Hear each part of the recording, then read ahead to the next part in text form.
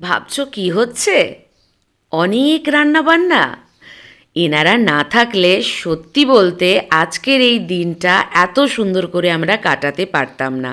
ওনারা সকাল 7টা থেকে শুরু করেছেন সমস্ত তোড়জোড়।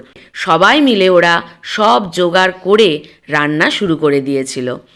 এটা হলো আমাদের স্কুলের সরস্বতী পুজোর খাওয়া দাওয়া। দেখে বুঝতেই পারছো, এলাহি আয়োজন। হ্যাঁ, আমাদের খাওয়া দাওয়ায় দুরকম আইটেম থাকে প্রত্যেকবার, রাইস টাইপ আর লুচি টাইপ। স্পেশাল অ্যাট্রাকশন এবার কড়াইশুঁটির কচুরি, যা আমাদের ছোট ছোট বাচ্চাদের ভীষণই পছন্দের একটা আইটেম। তো দেখো, খাওয়া দাওয়া শুরু হয়ে গেছে, ওরা সবাই বসে আছে অধীর আগ্রহে।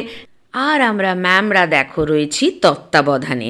আসলে প্রত্যেক বছর আমরা নিজের হাতে সমস্ত বাচ্চাদের সার্ভ করি, আর কে কতটা খায় বা কোনটা বেশি ভালো খায় কোনটা খেতে চায় না সবটা আমাদের জানা। তো আমরা নিজের মতো করে করতাম। বাট এই বছর স্যার সার্ভিংয়ের লোক এনেছিলেন। তো যে দাদারা সার্ভ করছিলেন তারা এতটাই অর্গানাইজড যে আমাদের সেই চিন্তা কিন্তু দূর হলো। বাচ্চাদের ঠিক যেমনভাবে ধীরে ধীরে সার্ভ করা উচিত যাতে ওরা তৃপ্তি করে সুন্দরভাবে খেতে পারে, ঠিক সেভাবেই কিন্তু ওনারা সার্ভ করছিলেন।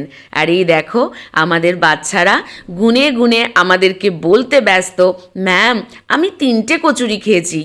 কেউ আবার বলছে, ম্যাম ও 3টে খেয়েছে, আমি তো 5টা খেয়ে নিয়েছি। তো যাই হোক, ওদের সাথে মজা করতে করতে বেশ খানিকটা সময় খুব সুন্দরভাবে কাটলো, আর ওরাও ভালো করে খেলো। মোটামুটি 3টে ব্যাচ লেগেছিল আমাদের সমস্ত বাচ্চাদের খেতে। তারপর ধীরে ধীরে অন্যান্য স্কুলের টিচাররা যাদেরকে নিমন্ত্রণ করা হয়েছিল তারা আসা শুরু করলো।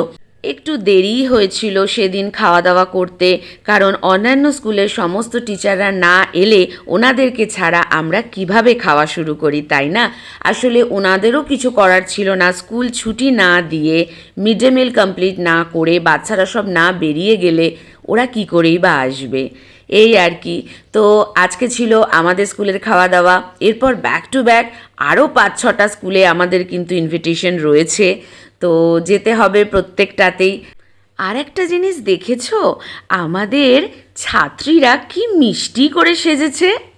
তো এই দিনটার জন্য সত্যি ওরা খুবই এক্সাইটেড থাকে। সরস্বতী পুজোর দিন তো অবশ্যই সেজে আসে, আর আজকের দিনেও আমরা ওদেরকে অ্যালাউ করি নিজেদের পছন্দ মতো ড্রেস পরে আসার জন্য।